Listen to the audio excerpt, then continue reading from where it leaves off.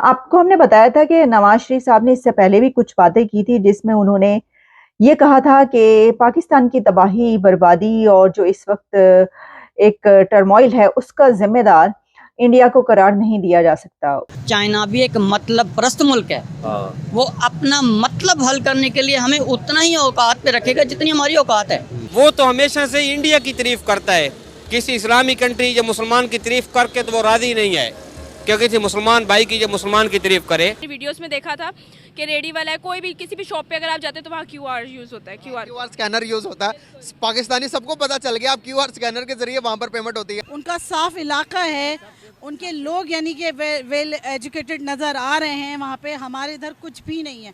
कि वाली साइड पे हॉस्पिटल था क्या स्कूल था? हॉस्पिटल, कोई स्कूल, कुछ ऐसा नजर नहीं आया। हमारे हमसाया ममालिक, नेबरिंग कंट्रीज, जिसमें उनका इशारा इंडिया की तरफ था कि इंडिया चांद पर पहुंच गया और हम कहीं भी नहीं।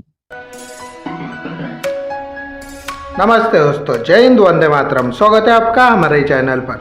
दोस्तों, पाकिस्तानी एक्स पीएम नवाज शरीफ ने पाकिस्तान में एक रैली में भारत की तारीफ की। उसमें उन्होंने कहा कि भारत चांद पर है और हम जमीन से उठ नहीं पा रहे। हमारी बर्बादी का जिम्मेदार हम भारत को नहीं कह सकते। ऐसा उन्होंने पहली बार नहीं कहा। नवाज शरीफ जब से पाकिस्तान पहुंचे वो मोदी जी और भारत की तारीफ करने में लगे हुए, क्योंकि वो जानते बिना भारत से रिश्ते ठीक पाकिस्तान आगे नहीं बढ़ सकता।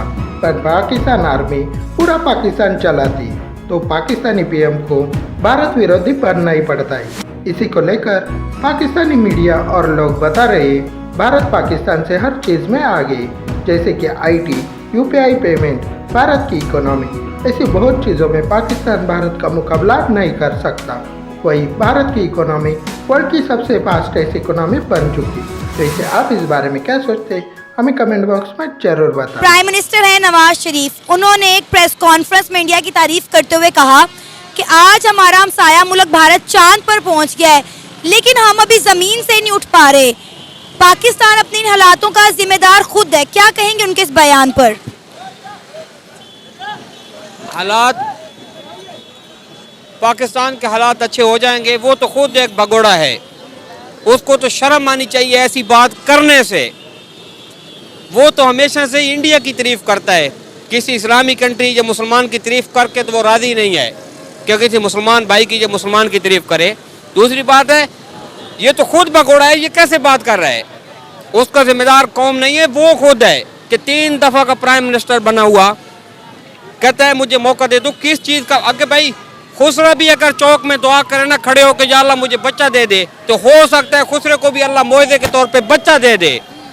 और ये चौथी मर्तबा कह रहा है मुझे फिर बैठा दो। मैं तो कहता हूँ डूब के मर जाना चाहिए। हमारे हो चुके हैं कि अब हम कोई ये नहीं कहते कि यहाँ पर कोई स्कूल लगाओ, कोई कॉलेज लगाओ। हम ये कहते हैं कि पहले हमें आटे, चीनी, दाल के भाव कम करो। ये हालात आ गए। हमें ना इन चीज़ों पे लगाया जाता है ताकि हम तालीम से दूर हों। बच्चों को तालीम से दूर करने, जाहिर सी बात है लोग आटा चीनी की लाइन में लगेंगे, स्ट्राइक अपने हक के लिए बोलेंगे। आप लोग कश्मीर से आए हो ना? जी, फिलहाल कश्मीर। क्या वहाँ के कश्मीरी अच्छे हालात में थे? नहीं, कहाँ अच्छे हालात में, गुर्बत है। बिल्कुल नहीं, बिल्कुल भी नहीं। हमारा कश्मीर बहुत पीछे है अभी। बेचारे वही तकलीफ में रह रहे हैं, वही पहाड़ों पे चढ़ना उतरना, वही पानी भरना, वही कोई कुछ नहीं है। यानी हम बहुत पीछे कर, पाकिस्तान हमारा बहुत पीछे बेटा, हम बिक चुके हैं, सीधी सी बात है। तो जैसे भी क्योंकि वहाँ पे आईटी टेक्नोलॉजी बहुत ज़्यादा है, इस वजह से है। और दूसरा वहाँ पे ये है कि वहाँ जो है जो पेमेंट सिस्टम जो है रेडी वाला है। मैंने वीडियोस में देखा था कि रेडी वाला है, कोई भी किसी भी शॉप पे अगर आप जाते हैं तो वहाँ क्यूआर यूज होता है, क्यूआर स्कैनर यूज होता है। पाकिस्तानी सबको पता चल गया, आप क्यूआर स्कैनर के जरिए वहाँ पर पेमेंट होती है। अच्छा, और क्या जानती है? और वहाँ पे ये भी फैसिलिटीज़ हैं कि वहाँ पे जो उनके कोई हैं, नाम नहीं मुझे आ रहा, उनके जो हुक्मरान हैं, नरेंद्र मोदी जो है, को पता नरेंद्र मोदी कह रही है उनके जो वहाँ के हुक्मरान हैं, वैसा ही हुक्मरान यहाँ पाकिस्तान में भी आ जाए तो यहाँ पे भी तरक्की हो सकती है। हमारा दुश्मन कौन और दोस्त कौन? सही बात। हमारा दुश्मन, हमें अपने दुश्मन पर हर वक्त नज़र रखनी पड़ेगी। एक थिंक टैंक बनाना पड़ेगा, ताकि उसने भी एक थिंक टैंक बनाया हुआ है। अच्छा, किस दुश्मन की बात कर रहे हैं आप? अमेरिका। ठीक हो गया। वो एक खामोश और इंतहाई हसास और राजदार दुश्मन है। ठीक हो गया। जिसका पकड़ना और उसको उसकी कोई गलती या उसकी कोई ऐसी निकालना बहुत मुश्किल काम है। हमको सिर्फ नज़रियाती तौर पर पहचानना पड़ेगा कि दुश्मन कौन, दोस्त कौन। ठीक है, उसने एक थिंक टैंक बनाया हुआ है, उसने हमारी सारी नस नस को पहचान रखा है। ठीक हो गया। वो हमारी नस नस को जानता है। ठीक। अब वो हमें वो बात मारता है जो कि शायद हमारे तस्वुर में नहीं होती कि वो हमें कहाँ से मारेगा। सही। तो फिर हमारी आंखों पे जो पट्टी है उसमें तो हमें सारे दुश्मन नजर आते, चाहे अफगानिस्तान की बात करें, ईरान की बात करें, इंडिया की बात कर ले, हमें इस्तेमाल किया जाता है सबसे पहले तो। अच्छा। अमेरिका हमें इस्तेमाल करने के लिए अपना नुकसान करके हमारे पे डालता है। ठीक हो गया।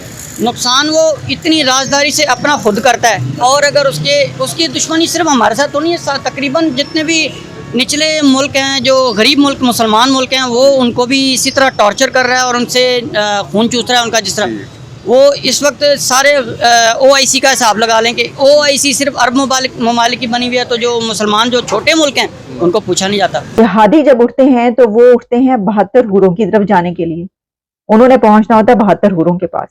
जबकि साइंस का बंदा, टेक्नोलॉजी का बंदा जब उठेगा तो वो चांद की तरफ जाएगा, और चांद पर इसलिए पहुंचेगा कि वो रिसर्च कर सके, वहां पे इन्वेस्टिगेट कर सके, उसके लिए वो ह्यूमैनिटी को फायदा पहुंचा सके, दुनिया को तस्खीर कर सके। हम ये कहते हैं ना कि देखिए, हमें तो कहा गया है, मजहब ये कहता है कि दुनिया को तस्खीर करो, कायनात को तस्खीर करो। तो आप अंदाजा ये करें कि कायनात को तस्खीर कौन कर रहा है, कायनात को कॉन्कर कौन कर रहा है, कायनात को, इस यूनिवर्स को फतह कौन कर रहा है।